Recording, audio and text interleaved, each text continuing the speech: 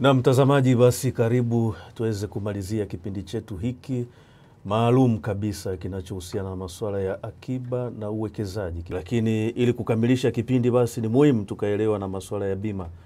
Maanake ni eneo ambalo watu wengi wana maswali mengi ambayo wanahitaji kupata elimu. Bima ni nini kwenye masuala ya mikopo? Bima inafanyaje kazi? Assurance ile kwamba mkopo wangu niliochukua mimi mwenyewe niko salama, mwenza wangu yuko salama na kadhalika. Basi tunaye Bwana David Kawiche ambaye yeye ni mtaalamu wa masuala ya bima kutoka benki ya NMB. Atatupa hiyo elimu na utapata kumsikia na ataacha pia na mawasiliano yake ili kama unataka kufahamu vizuri zaidi kwa baadaye basi upate hiyo nafasi. Bwana David Kawiche, karibu sana studio hizi za Ukaguzi TV. Na tukianza eneo hili la bima, tuanze tu kwanza kwa kuelezea kwamba bima ya mkopo ni nini na kwa nini ni muhimu kwa mkopaji kuhusika katika kukatwa kiasi cha fedha kwa ajili ya bima ya mkopo wake. Karibu sana. Nashukuru sana.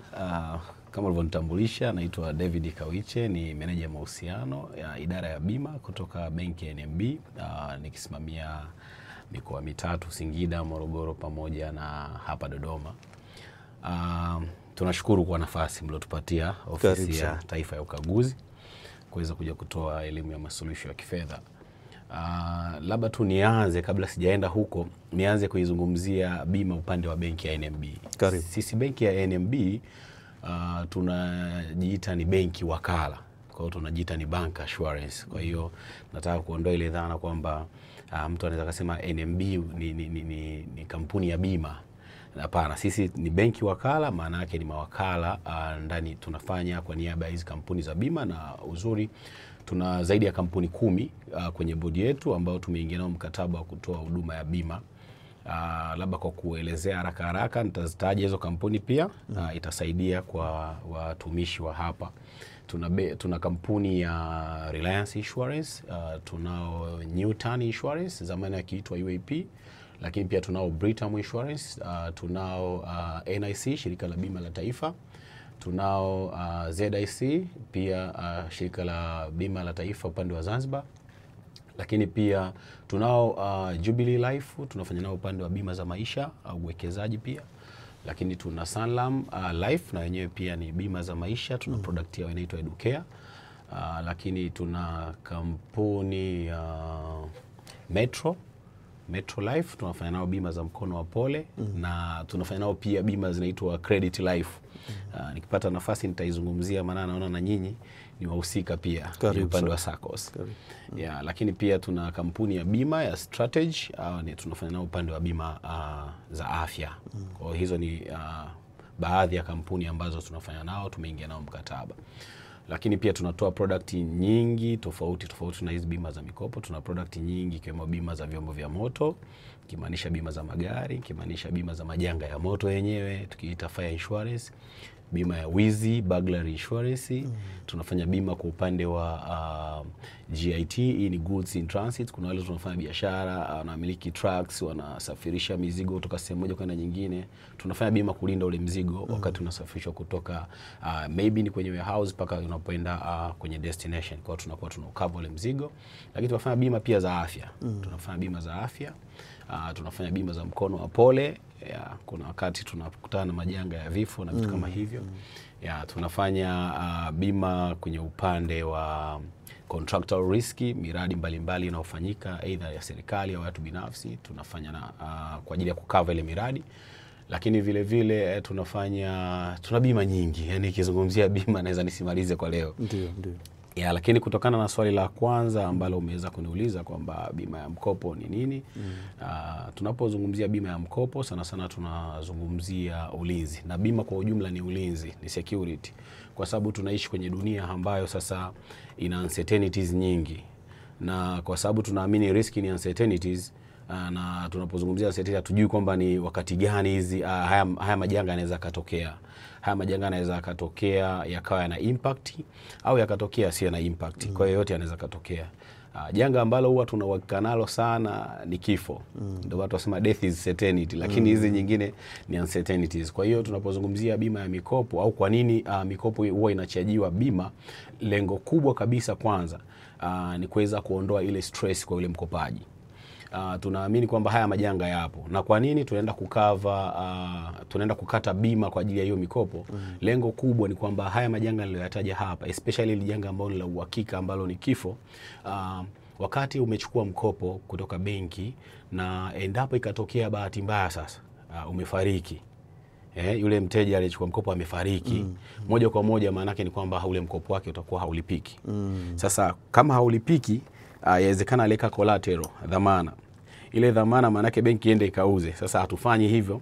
Lengo kubwa sisi tunataka ile familia yake ambao wanabaki wale beneficiaries sasa waweze kuwa na amani. Kwa hiyo tunaenda kukata bima, ambapo bima utaenda kusimama kwa niaba ya yule ambaye alikuwa amechukua mkopo na kuweza kulipa yale marejesho ambayo litakiwa yafanyike. Kwa hiyo bima moja kwa moja inaenda kumkava yule mteja dhidi ya janga la kifo, lakini pia kuna majanga ya ulemavu wa kudumu tunaoita permanent disability, ambao mara nyingine inatokea, na hii inaweza sababishwa aidha ni ajali, lakini vile vile hii permanent disability inaweza kusababishwa na ugonjwa. Labda mtu yuko ofisini amepata labda issue ya stroke, labda ameundergo psychiatric, lakini wakati mwingine ni magonjwa tu yametokea amempelekea, labda ni ajali kampelekea labda kupata ulemavu wa kudumu. Kwa moja kwa moja huyu mtu inawezekana kuna ule taratibu wa mambo ya kazi, labda imefika wakati fulani hawezi tena kufika ofisini, basi wanabidi wamterminate. Sasa wanamterminate for good kwa sababu inabidi waweke nguvu mpya. Kwa hiyo kinapofanyika vile, maana yake moja kwa moja hata swala la labda mshahara kuingia na kuwa hamna. Kwa hiyo moja kwa moja bima inaenda kuchukua ile obligation ya kukava zile liabilities ambayo ndio yale marejesho ambayo yangekuwa yamefanywa na yule mtumishi ambaye amechukua mkopo. Kwa ukubwa wake ni kwamba hiyo bima inakava hayo majanga. Lakini vile vile tunasema ni peace of mind kwa familia ambayo huyu mtu alichukua mkopo. Kwamba leo baba hayupo, tuje tukaanza kuona benki inakuja kuchora nyumba kwamba nyumba hii inauzwa. Au labda watoto walitakiwa waende shule, labda ni nyumba tuseme labda ni nyumba inatoka kwa wapangaji na kutoka kodi pale zinawapeleka watoto shule. Sasa inaenda kutengeneza stress kwamba baba amefariki kumbe alichukua mkopo. Hapana.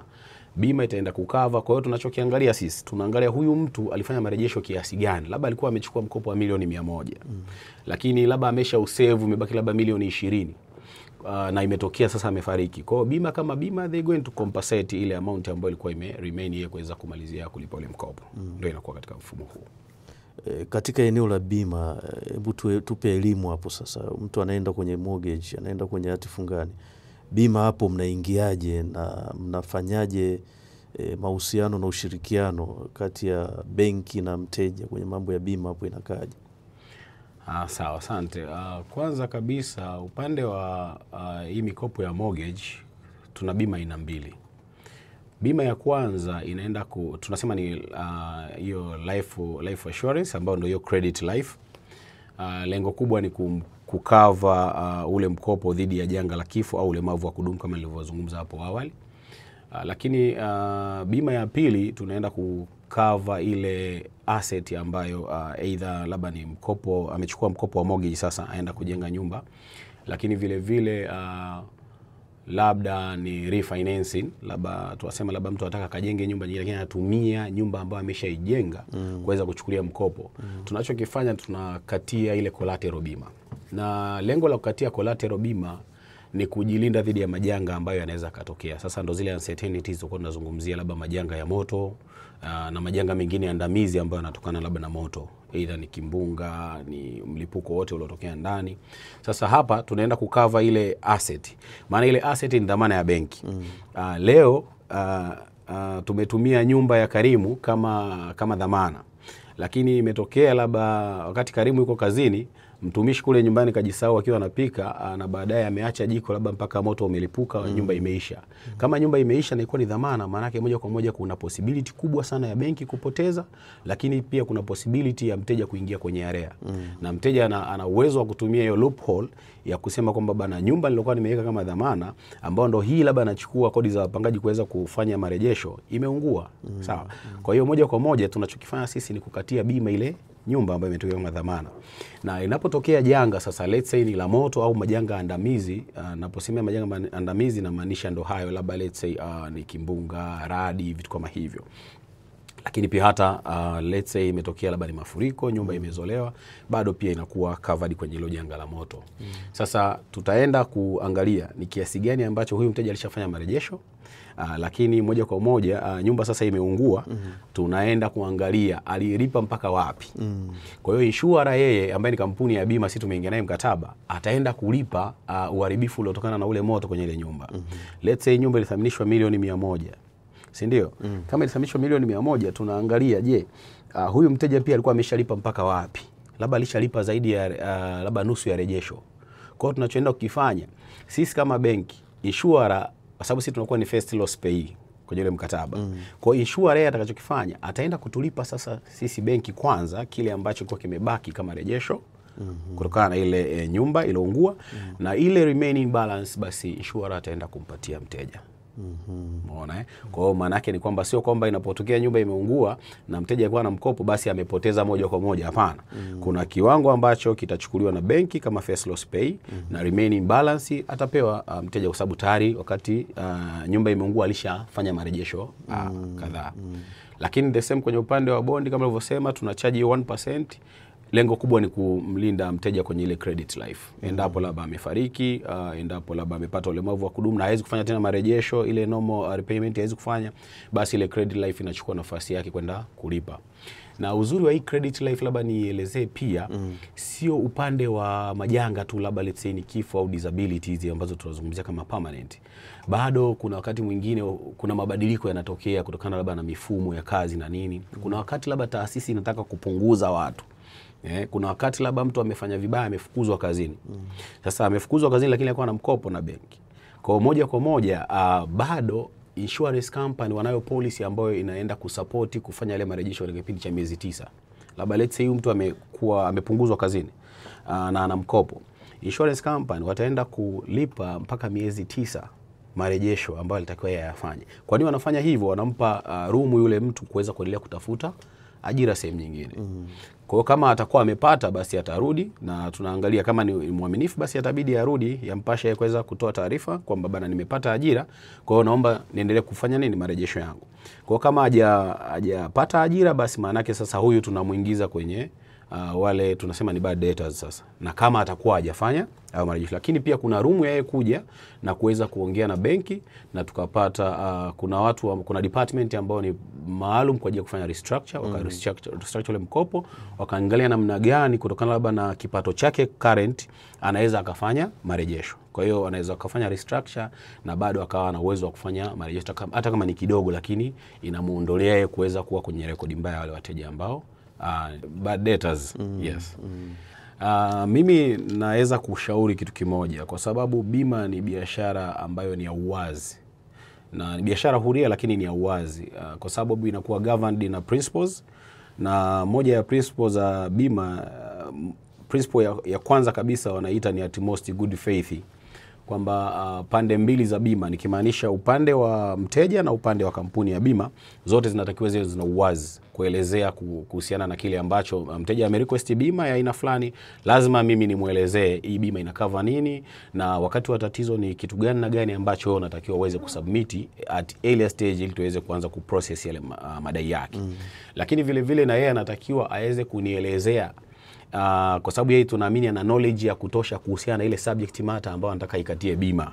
Sawa let's say ni nyumba, anatakiwa niambie baba, nyumba yangu mimi bana inakaa nimejenga karibu na korongo, na mara nyingi mvua zikinyesha pale huwa mafuriko yanatokea. Kwa hiyo mimi moja kwa moja naanza kujua na inaenda kuinsure nyumba iko katika location gani na nyumba ambayo inakutana na maafa gani. Lakini pia vile vile ni shauri anapokuwa mtumishi anaenda kukata hii bima, cha kwanza kabisa kabla hajakatiwa hii bima au kabla hajaondoka na ule mkataba wa bima, ni vizuri akauliza maswali pale pale kwa ule anayemkatia bima. Kuna kitu kinaitwa rule of interpretation kwenye mkataba wa bima, na hii rule of interpretation kama mtumishi na yeye ni muelewa vizuri wa hii mikataba, ana uwezo wa kumsuu yule anayemkatia bima au kampuni ya bima, kwa sababu wakati anakata bima yule aliyemkatia bima mtumishi hakumuelezea vizuri nini kinakuwa covered, nini hakiko covered, what are the condition, what are the exclusion kwenye mkataba wa bima. Sasa huyu anaweza akaja akasema mimi sikupewa elimu yoyote kuhusiana na mkataba wa bima. Kwa hiyo ni vyema anapoenda kukata ile bima yake, sio tu ya hii ya mortgage, hata bima tu ya gari, ni vizuri akafanya mahojiano. Lakini sisi kama benki ya NMB tunao qualified personnel champions kwenye matawi yetu ambao tumewatrain vizuri. Wanapotoa huduma ya bima, cha kwanza kabisa amuelezee mteja, ampe elimu ya bima kwamba je, hii bima unayokata inaenda kukusaidia nini? Kitu gani kinaenda kuwa covered, kitu gani hakiko covered? What are the procedures ambazo zinatakiwa zifuatwe wakati wa tatizo limetokea? Kwa sababu tunasema uuzaji wa bima ni jambo moja, lakini ulipaji wa madai ni jambo jingine. Na ukilipa madai vizuri, unakuwa yule unayemlipa anaenda kuwa balozi, anakuletea wateja wengi zaidi. Kwa hiyo unakuwa unajitengenezea reference nzuri anzia mtaani na hata kwenye hizo taasisi. Kwa hiyo mimi ni shauri zaidi wanapoenda kukata bima waweze kupata kwanza elimu, amlazimishe au amsisitize yule anamkatia bima bana, na inahitaji kupata elimu kuhusiana na hii bima. Unanikatia bima, lakini je, hii bima inaenda kunisaidia nini? Nikipata tatizo na hudumiwa vipi? Ni taratibu gani na gani za kufuata ili niweze kuweza kulipwa? Lakini pia niambie time frame ambayo itatumika mimi mpaka kuweza kulipwa tangu tatizo langu limetokea. Bima ya maisha ni kitu gani?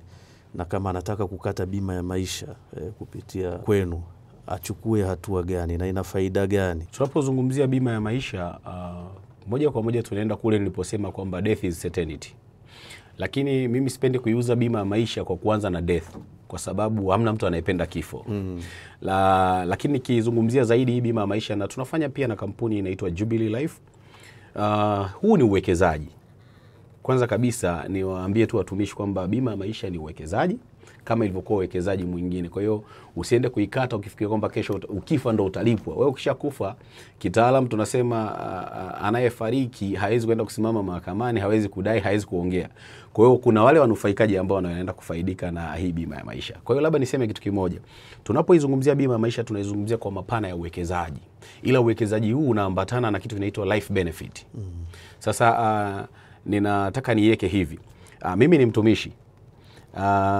Nimeangalia labda natakiwa ni staff labda baada ya miaka 20. Sasa hivi maana yake nguvu nilionayo leo miaka 20 ijayo sitakuwa nayo tena. Kwa hiyo labda ninaanza kufikiria labda baada ya miaka 20 wakati naenda kustaafu, nataka labda niwe labda nina hotel, au nataka niwe nimejenga shule, au nataka nifanye investment ya aina fulani. Sasa je, nafikiaje yale malengo? Na siwezi kujipa moyo kwamba kiinua mgongo kitanisaidia, kwa sababu wengine wanasema kuna watu wanasema hatujui kama mgongo ushawahi kuinuka. Umeona? Sasa tukirudi kwenye pointi ya msingi ni kwamba bima ya maisha ni uwekezaji na inategemea na term. Mtu inaanzia miaka 5 mpaka miaka 20.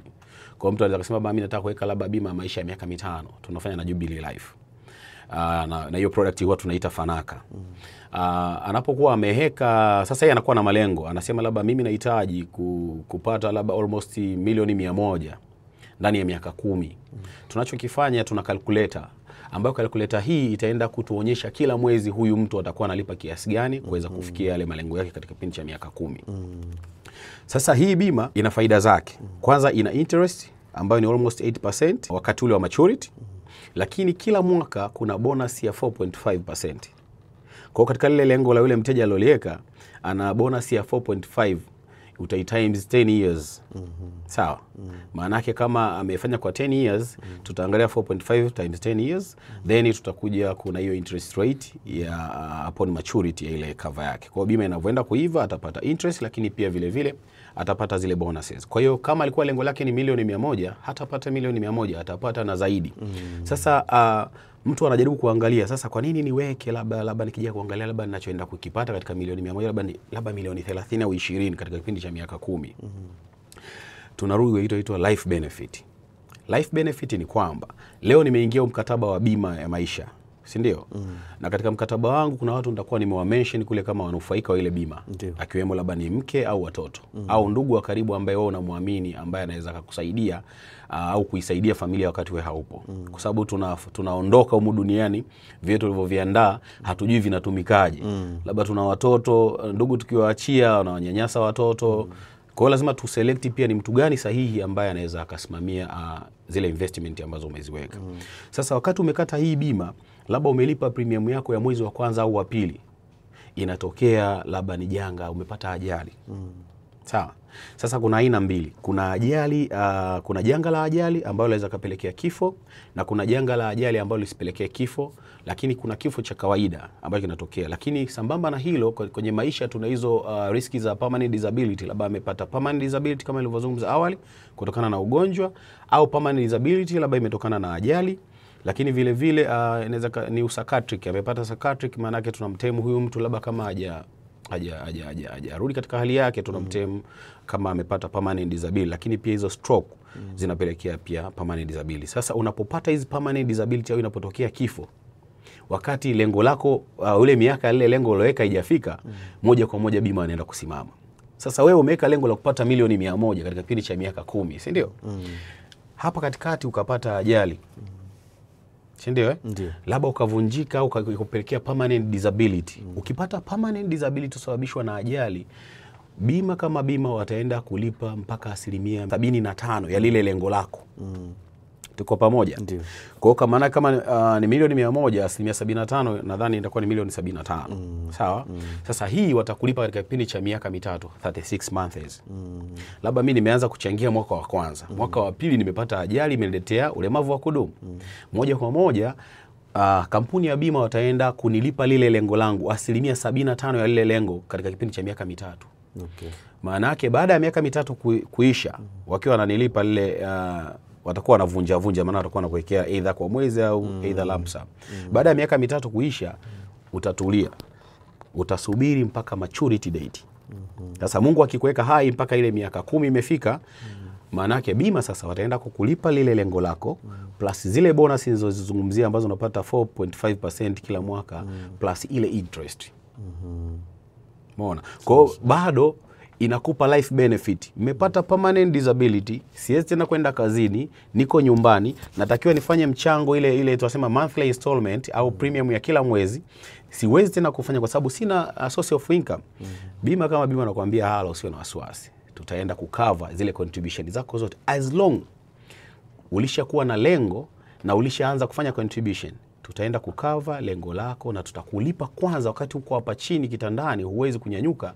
Tutakupa 75% ya lengo lako katika kipindi cha miezi 36. Baada ya hapo tutasize, tutakuacha usubirie mpaka maturity time ifike, tuweze kukulipa moja kwa moja lile lengo lako plus benefit plus bonus pamoja na zile interest. Lakini sasa imetokea umekufa kifo cha kawaida, ni ugonjwa tu, malaria, imetokea umefariki kabla maturity, wataenda kulipa 75% ya lile lengo lako, na hapa watalipwa wale beneficiaries. Tuko pamoja? Tuko pamoja. Lakini imetokea umekufa kifo ambacho kimetokana na ajali. Huyu mteja amefariki, alipata ajali akiwa ndani ya gari au whatever, au amegongwa, amefariki, lakini alikuwa na life cover. Tutaenda kutoa mpaka 175% ya lile lengo kama benefit kwa familia.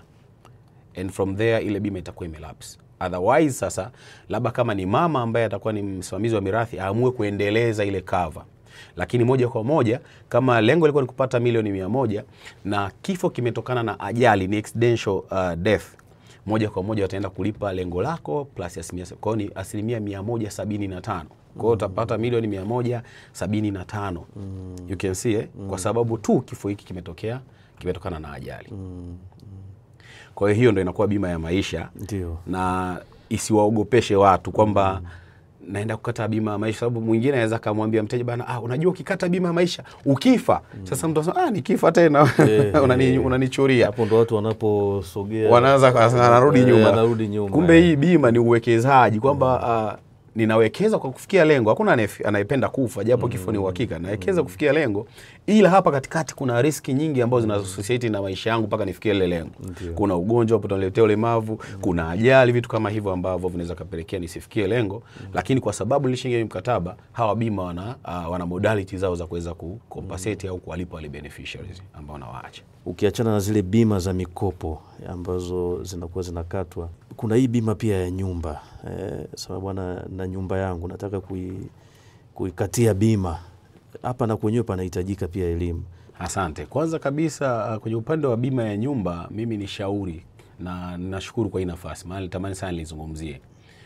Nishauri kama watumishi, naamini tunatumia nguvu kubwa, tunatafuta fedha kwa njia mbalimbali, tunaamini mshahara hautoshi. Mwingine anaamua kufungua kibanda kwa ajili ya kuweza kufanya biashara ili tu aweze kupata fedha za kujenga ile dream house.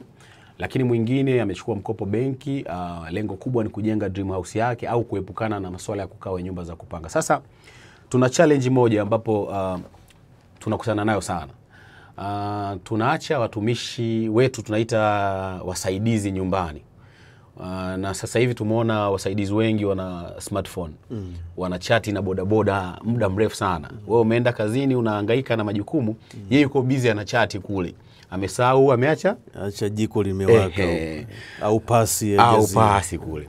Lakini sambamba na hilo pia kuna majanga mengi, kuna majanga ya moto tu ya kawaida, let's say ni short ya umeme, any disconnection au connection ambazo haziko rasmi zinapelekea pia majanga kama hayo ya moto na baadaye kupelekea shida, au jiko la gesi limelipuka humo ndani. Sasa mimi ni shauri kwanza kabisa kwenye bima ya nyumba, unapokuja benki ya NMB, kwa sababu tunaizungumzia NMB kama one stop shop. Ukifika ukihitaji nyanya, kitunguu, vyote utapata kama jinsi ambavyo tumezungumzia product zetu hapa. Kwa hiyo unapokuja benki yetu ya NMB, kwanza kabisa utaipata pia hiyo bima kwenye upande wa nyumba, na tunaita ni fire insurance against tunafanya fire insurance kwenye majengo, lakini pia hata zile contents. Napoizungumzia hii bima ya janga la moto kwenye nyumba zetu, na maanisha kwamba nyumba ni jengo, lakini ndani ya jengo kuna contents. Tuna friji, tuna sofa set, tunaweza kuwa tuna furnitures ambazo zina exceed hata milioni 50. Sasa kuna samani nyingi za kisasa ndani ya nyumba. Yes kabisa. Sasa tunapokatia bima jengo, tunasahau content, moja kwa moja tunakuwa hatujafanya vizuri, kwa sababu bima kama bima inaangalia wewe uliinsure kitu gani. Mimi niliinsure jengo. Kama niliinsure jengo, maana yake vitu vya ndani niliviinsure. Kwa hiyo ni shauri unapokuja kukata bima ya nyumba, kwanza ni vizuri kukata bima ya nyumba. Kama jinsi ambavyo imekuwa bima za vyombo vya moto, ni lazima kuwa na ile bima ndogo ambayo ni third party. Lakini nadhani tujilazimishe tu sisi wenyewe sasa kwamba nyumba zetu tuzikatie bima. Kwa sababu bima kwanza ya nyumba ni rahisi kuliko hata bima ya vyombo vya moto. Na tuchukulia tu mfano, tukichukulia nyumba ya thamani ya milioni 100, nyumba ya makazi, bima yake kwa mwaka mzima mtumishi anaenda kulipa 177,000 tu. Ambapo tukichukua 177,000 tukigawa kwa siku 365 ambao kukamilisha mwaka, unaweza kuta kwa siku unatumia hata 150 haifiki. Umeona Sasa moja kwa moja tutaenda kulinda jengo dhidi ya janga la moto na majanga andamizi. Majanga andamizi inaweza kuwa ni kimbunga, let's say, na tukiangalia mfano Dodoma tunakutana na upepo mkali, wakati mwingine inaweza katokea pale imezuliwa, lakini vile vile inaweza katokea ni ukuta umeanguka, maana tunavokava ile jengo tunakava pia pamoja na fence. Lakini labda ni sim tanki limepasuka likaleta uharibifu labda ndani, limeingia ndani limeloesha labda ni carpets na vitu vingine, vitu kama hivyo, moja kwa moja bado bima hii inaenda kukava. Ndio maana tunaita ni fire and allied perils. Yani ni janga la moto na majanga mengine andamizi. Zikawa ni radi pia inaweza katokea kapelekea moto kutokea. Kwa hiyo kwenye upande huo, upande wa jengo, nimesema kwamba kwa thamani ya milioni 100 mtu analinda nyumba yake mpaka kwa shilingi 177,000, na tuna rate ambayo inatuguide. Rate ambayo inatumika ni 0.15. Kwa hiyo tunachukua thamani ya nyumba, tunafanya mara 0.15, tunajumlisha na VAT, tunapata premium. Kwa hiyo hii hata kama mtumishi hapa anakuwa anaangalia sasa, anaweza akajua kabisa nyumba yangu ina thamani ya milioni 200, yeye mwenyewe akajua kabisa naenda kulipa ada ya shilingi ngapi nikienda kukatia bima. Lakini labda niwape tu comfortability, unapokata bima kupitia benki ya NMB kuna utofauti kidogo, especially kwenye service, kwa sababu utapata kwanza service ambayo imetukuka, lakini vile vile tumeingia MOU na hawa makampuni ya bima kwenye upande wa TAT ya ulipaji. TAT yetu kidogo ni tofauti na unapozungumzia labda nimeenda kukata bima sehemu nyingine. Lengo ni nini? Lengo ni kuilinda reputation ya benki ya NMB, especially kwenye claims. Kwa sababu leo kama hatutamsoti vizuri mteja upande wa claims, mteja anaweza kalalamika, benki ya NMB jina lake limejengwa kwa nguvu nyingi na muda mrefu sana. Hatutakubali kuona mteja ameshindwa kulipwa na insurance mapema, maana yake anaenda kuichafua benki. Bwana nilikata bima, yeye atasema nimekata bima labda NIC au labda Bumako. Atasema mimi nilienda kukata bima NMB. Ndio maana nikasema sisi ni benki wakala. Kwa hiyo makubaliano tulioingia na hao watoaji wa hizi huduma sasa ni kwamba kuhakikisha Inapotokea jambo la ajali au tatizo au claim tunavyozungumzia kwamba moja kwa moja wanaenda ku respond on time, kuhakikisha tunatengeneza reference nzuri, lakini pia kupata ambassadors wengi ambao wataenda kusema kwamba benki ya NMB ukikata bima utapata 1 2 3. Kwa hiyo ni shauri sana kwenye upande wa majengo, na sio majengo tu ya kuishi, hata majengo ya biashara. Chukulia mfano mzuri, mtu amejenga lodge. Mimi nimetoka zangu Dodoma nimeenda Morogoro. Mimi labda ni mlevi, navuta sigara, nimeenda nimelala usiku nimelewa, kasema ngoja nimalizie na sigara ili nilale vizuri. Kasahau sigara imekaa mkononi, moja kwa moja ameunguza lodge nzima. Sasa hayo majanga yapo, na kwa sababu hayana taarifa, hatujui wakati gani yatatokea, it's better tukawa na nini? Na insurance. Kwa sababu lengo letu sisi tunataka mtumishi akiwa hapa ofisini, kwanza kabisa asiwe na mawazo kuhusiana na nini? Asiwe na hofu kuhusiana na nyumba, asiwe na hofu kuhusiana na gari yake anayoitumia. Tunataka yeye atuamini sisi benki NMB, akubali kutupa au kutuuzia ile hofu yake, tukae nayo sisi, yeye akae free. Ili inapotokea janga sasa sisi tuamke kuweza kusimama kwa niaba yake. Umeona yeah. Lakini sambamba na hilo pia naomba nizungumzie upande kidogo wa bima za vyombo vya moto. Karibu. Ninaamini kabisa kwamba hapa kuna hao wamiliki ambao wanamiliki vyombo vya moto.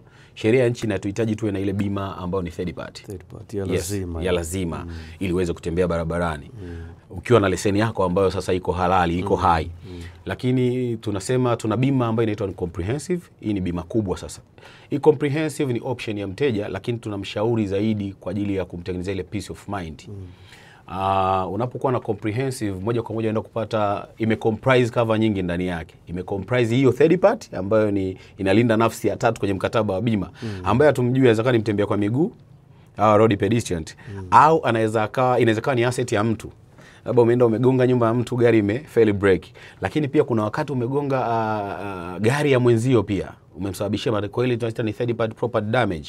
Lakini kuna wakati mwingine umegonga miundombinu ya serikali. Labda umegonga labda ni vizingiti vya barabara, umegonga labda ni daraja, umegonga zile chuma, umesababisha uharibifu. Lazima TANROADS wakikamata wakudai ulipe fine.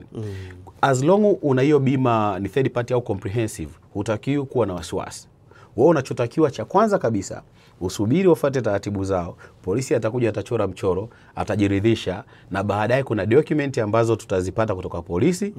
Sasa kutoka pale, kampuni ya bima ambayo ulikatia, inatakiwa kwenda kulipa yale madai dhidi ya yule third party ambaye anakuja kudai wewe hapo. Kwa hiyo third party moja kwa moja kwanza inalipa. Tuondoe ile dhana kwamba bima ndogo hii bana haina faida. Hapana, ina faida kubwa sana. Kuna hiyo nadharia hiyo kwamba bima ndogo hii basi hasara yote inakuwa kwako. Yani bima ndogo mimi nawaambiaga watu inalipa. Yani usije ukagonga mtu, wewe umegonga mtu una nini, una starlet, umegonga gari ya milioni 200 hapo. Anakuambia bana unasijua kabisa kuipaka tu rangi gari hata starlet yangu haitoshi.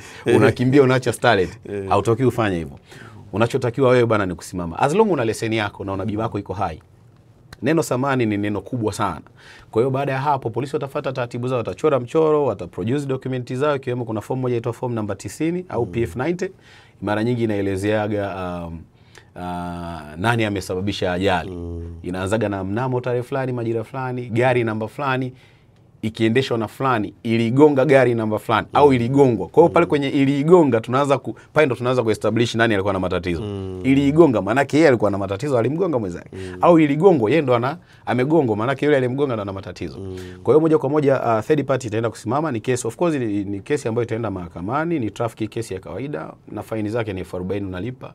Sasa ukikosa 40 maana yake utaenda 6 months prison. Kwa hiyo mara nyingi watu wanalipa hizo fine na baadaye wanaleta madai na wanalipwa under third party. Ukiwa na comprehensive maana yake imecomprise cover nyingi ndani yake. Hiyo third party ikiwa ndani yake, lakini pia kuna kitu kinaitwa theft. Gari imeibiwa. Comprehensive insurance inaenda kucover. Pale ambapo gari imeibiwa, utaratibu wa uchunguzi na utafutaji wa hii gari kwenye mamlaka husika umefanyika, imeshindikana, tunahitimu kama total loss au write off. Kwa hiyo tutaenda kulipa. Lakini vile vile ukiwa na hiyo comprehensive, gari ikawaka moto, bado tutaenda kulipa. Lakini vile vile kuna kitu kinaitwa oil damage. Oil damage sasa ni ule uharibifu binafsi. Labda bara gari imekuzidi, ulimkwepa bodaboda ukaingia mtaroni, gari imeumia, bado tutaenda kukulipa. Lakini pia kama haitoshi, kwenye hii cover kubwa ya comprehensive kuna coverage ya medical expenses. ya mpaka $500,000. Tuna limit ya mpaka $500,000. Regardless una bima ya medical, lakini umeumia ukiwa kwenye ile ajali, ukiwa na drive gari yako ukapata ajali ukaumia, bado tutakucover mpaka limit ya $500,000 kwenye medical expenses. Lakini pia sasa hapa tukizungumzia swala pia la gender. Benki ya NMB na special cover kwenye upande wa bima kubwa. Tuna bima inaitwa Jasiri Drive. Niliona nizungumzie kwa sababu naamini kuna kina mama hapa wanamiliki magari. Karibu. Achana na ile gari ambayo unamiliki umenunuliwa na baba, bado inasoma jina la mzee. Kuna ile gari ambayo mzee kaamua kunyoosha moyo, kanunua akakuweka na jina, akaweka jina kabisa la mama pale. Sasa hawa pia tuna special package yao inaitwa Jasiri Drive. Tunaenda kumlinda huyu mwanamama ambaye anamiliki gari yake dhidi ya ajali kama nilivyozungumzia, ajali binafsi amesababisha kwa third party. Ye extra benefit anayoipata ni moja. Kama amepata ajali nje ya mkoa, tunampa benefit ya kuvuta gari mpaka kiwango cha $1,000,000 kulivuta kwenda kwenye mkoa ambao anataka gari katengenezwe. Lakini ni within a region, analivuta labda analitoa hapa anapeka Nduvini, tuna limit ya mpaka $500,000. Kama hiyo haitoshi, huyu mwanamama anaweza kama amepaki gari akafanywa uwizi. Sawa? Amefanyiwa uwizi, labda let's say ni pochi, mtu amekuja amechukua simu, amechukua chochote. Sisi tunaenda kumrejeshea mpaka $300,000. Limit ya mpaka $300,000. Sasa kuna mwingine anasema kama ni hivyo sinaweza nikaeka hata hela yangu huko nini, nikaeka hata $10,000,000. Tuna limit ya mpaka $300,000 kwenye swala la uwizi. Tunaamini kuna wale watu wanajua kuchungulia, anakuja anatekenya mlango, anafanya uwizi. Kwa hiyo huyu mwanamama ana hiyo benefit ya kuwa covered dhidi ya uwizi ambao utafanyika. Lakini vile vile endapo imetokea bahati mbaya akapata ajali na akafariki, tunaenda kutoa ubani wa mpaka $2,000,000 kwa familia yake. Na vile vile tunaenda kutoa huduma ya tunasema wakati amepata ajali, ule muda amepata ajali, inapotoka barua ya kuruhusu gari itengenezwe, tunamcover ndani ya 7 days, tunamcover hela ya tax. Limit ya $50,000 kila siku. Sasa huyu mwanamama ni kazi kwake kuja kukata bima NMB ambayo inaitwa Jasiri Drive. Na anapoenda tu tawini anasema mimi nahitaji bima ambayo ni ya wanawake inaitwa Jasiri Drive. Anakuwa very specific. Na kile kioo cha mbele cha gari tuna limit ya coverage ya mpaka $1,000,000. Kwa hiyo bado unaona tumempendelea sana mwanamama. Na bima hii tulianzisha nadhani kwa ni mwezi wa 4 kushirikiana na kampuni ya Reliance. Na lengo kubwa ni kushirikiana na Mheshimiwa Rais kwenye upande wa, ilikuwa ni siku ya kina mama nadhani. Ndio tukaja na hiyo product kwamba hebu tuangalie namna gani pia kina mama tunawashawishi na tunawavutia wao kununua pia magari. Yaani wasidhani kwamba magari ni ya wanaume tu wananunua. Na wao wana uwezo wa kununua na kukata bima ambayo itawapa benefit zaidi. Bwana David, ni kushukuru sana. Sijui labda una neno lolote la nyongeza kwa kumalizia kipindi chetu ambalo unadhani hatujalizungumza ili basi mtumishi azidi kupata elimu? Mimi labda kwanza kabisa ni shukuru kwa nafasi uliotupatia, lakini pia ni labda tu niseme kwenye insurance tunasema risk is uncertainties.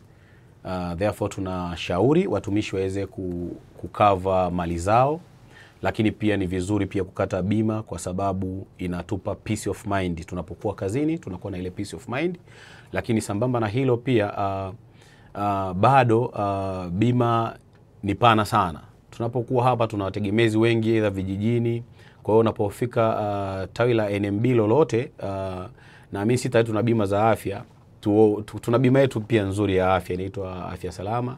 Unapofika hebu ulizia hiyo Afya Salama uweze kumkatia aidha shangazi kule, aidha mjomba au nani.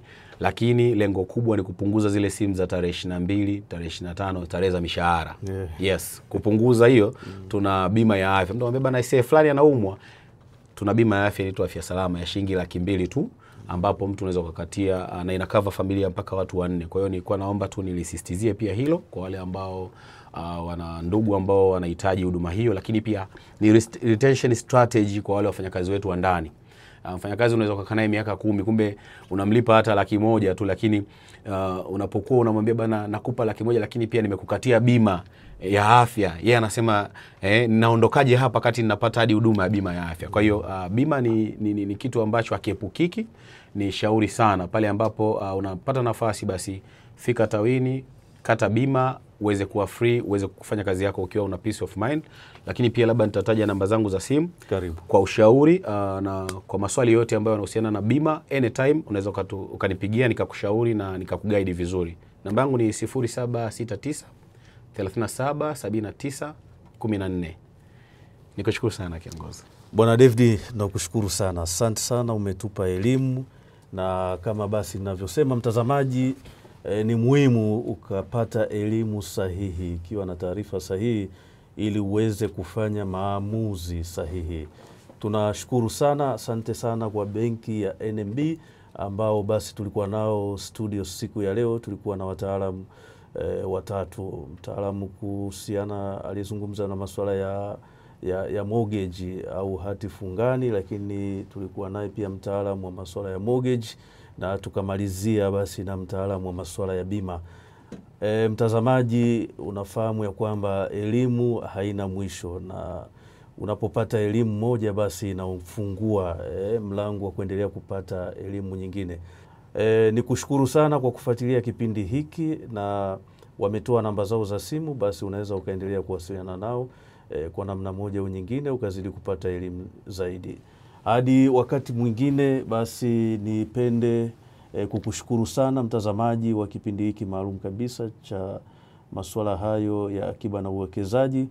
Kutoka hapa Ukaguzi TV, ni kukaribisha uendelee kufuatilia mitandao yetu ya kijamii, mtandao wa Instagram, lakini pia kipindi hiki kinaruka kupitia Ukaguzi TV ambayo inapatikana katika ule mtandao wa YouTube. Ukiingia pale andika Ukaguzi TV au andika Ofisi ya Taifa ya Ukaguzi, na utaweza kukifuatilia kipindi hiki pamoja na vipindi vingine. Hadi wakati mwingine, kutoka katika studio hizi za Ukaguzi TV, ni mimi mtangazaji Focus Mauki. Nikukaribishe tena wakati mwingine kwa ajili ya kupata elimu ya masuala ya ukaguzi, lakini pia elimu kuhusiana na maswali mbalimbali ya maisha. Nashukuru sana na asanteni kwa kutufuatilia.